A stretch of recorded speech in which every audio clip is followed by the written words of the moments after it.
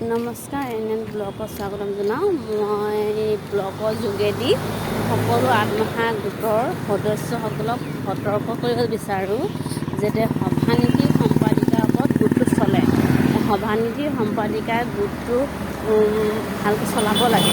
কিছুমান এনেকুৱা সভানীতি সম্পাদিকা আছে মিলি পেলাই বাকী 8গৰাকী সদস্যক নকয় পইচা গণ্ডগোল কৰে অৱশ্যে।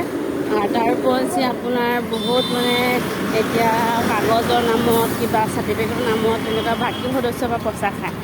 মৰমত কিবা এটা দিছে, অটো ভাড়া দিছে বা সেইটো দিছে, সেইটো বেলেগ কথা। কিন্তু আপোনালোকে ডিমাণ্ড কৰি পেলাই সভানীতি সম্পাদিকাই 8গৰাকী ডিমাণ্ড কৰি পেলাই আপুনি পইচা লোৱাটো যুক্তি নহয়। কেলৈ নহয়? এতিয়া চৰকাৰে গোটটো দিছে, আপোনালোকে সম্পাদিকা সভানীতিয়ে গোটটো চলাব নোৱাৰে, বাকী 8গৰাকীকো ল'ব লাগে। সেই 8গৰাকী মিলি 2গৰাকী আৰু 8গৰাকী মিলি 10গৰাকী মিলিহে গোটটো হয়।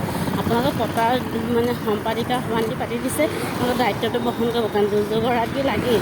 2গৰাকী যদি তাৰ যদি মজবুৰি ফাইদা উঠাই তেনেকুৱা হ'ব।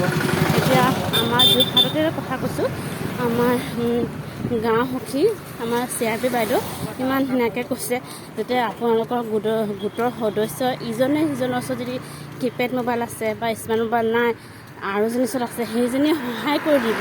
পৰাপক্ষত তাৰ চাৰ্টিফিকেটটো ওলাই দিব, নোৱাৰিলে আমাৰ ওচৰত আহিব। সেইটো কথা। আমি সকলোৱে ইজনে সিজনী মিলা মিছাকৈ চাৰ্টিফিকেট ওলাই দিছোঁ, কিন্তু আমি পইচা তেনেকুৱা লোৱা নাই। কোনোবা মৰমত দিছে যদি 20 টকা 10 টকা, সেইটো বেলেগ কথা। কিন্তু চাৰ্টিফিকেট ওলাবৰ নামত কিছুমান গোটে এটা চাৰ্টিফিকেট ওলাবৰ কাৰণে বা ID নম্বৰ ওলাবৰ কাৰণে বা চেল্ফি ল'বৰ কাৰণে 100 টকাকৈ লৈছে। এইটো কিন্তু ভুল কাম কৰিছে।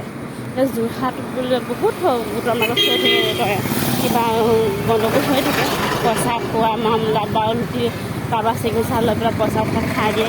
তেনেকুৱা যেন নকৰে আৰু তেনেকুৱা চৰকাৰে তেনেকুৱা গোটৰ ওপৰতো ইনকুৱাৰী আহিব লাগে, কোন গোট কেনেকুৱা কৰিছে কি নাই।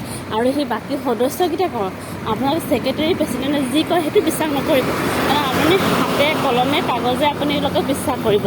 আৰু ক'ত খৰচ কৰিলে কি কৰিলে সেইকেইটা গোটেইখিনি আপোনালোকে তদন্ত ল'ব লাগে।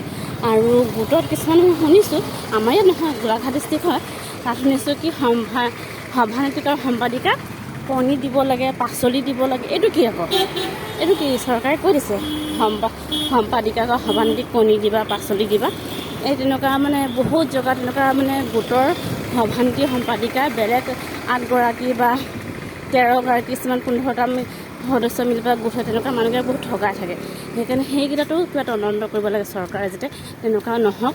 চবেই মিলামিচি কৰি গোটটো চলাই নিয়ক আৰু ইজনে সিজনক ঠগাব নালাগে। আৰু সেই সকলো আত্মসহায়ক গোটৰ মহিলাকেইটা কওঁ, আপোনালোকেও সজাগতা হওক, সভানীতি সম্পাদিকাৰ ওপৰত বিশ্বাস নকৰিব। কেলৈ সিহঁতে মিছা কথা কৈ আপোনালোকক ঠগাবলৈ পাৰিছে। আৰু A to Z আপোনালোকে জানিবৰ কাৰণে চেষ্টা কৰিব। তাহাঁতিৰ ওপৰত নিদিব, নিজেও আপোনালোকৰ তাহাঁতিৰ লগত যাব ব্লকে চলকে ক'ত মিটিং চিটিং, তেতিয়া আপোনালোকে গম পাব। সেইটোৱে মই যেন কওঁ, মোৰ ব্লগটো যদি ভাল লাগিছে লাইক কৰিব, চেনেলটো ছাবস্ক্ৰাইব কৰিব আৰু পূৰা সম্পূৰ্ণ ভিডিঅ'টো চালে আপোনালোকে জানিব পাৰিব যে সভানীতি গোটৰ কিছুমান কেলেংকাৰী হয়। সেই কেলেংকাৰীত সভানীতি সম্পাদিকাৰ ভূমিকাটো বেছি থাকে, কিন্তু বাকী সদস্যই নাজানে। সদস্য অকলে কিছুমান এনেকুৱা আছে আপোনাৰ পঢ়া শুনা নাই, গোটটোৰ ওপৰতে নিৰ্ভৰ কৰি চলি আছে, চৰকাৰৰ পৰা কিবা পাম। তাত কিন্তু কিছুমান চালাক সদস্য থাকে, সেইকেইটাতো বাচি যায়। কিন্তু মূৰ্খ বুজি নোপোৱা জানা শুনা নহয়, সেইকেইটা মানুহ ফচি যায়। সেইকাৰণে সকলোকে সতৰ্ক হ'ব আৰু A to Z আপোনালোকে জানিবৰ কাৰণে চেষ্টা কৰিব। আৰু পইচা খুজিলে যেন দি নিদিব সম্পাদিকা আৰু সভানীতি, ক'ত দিব কি কথা সেইকেইটা তদন্ত কৰিব।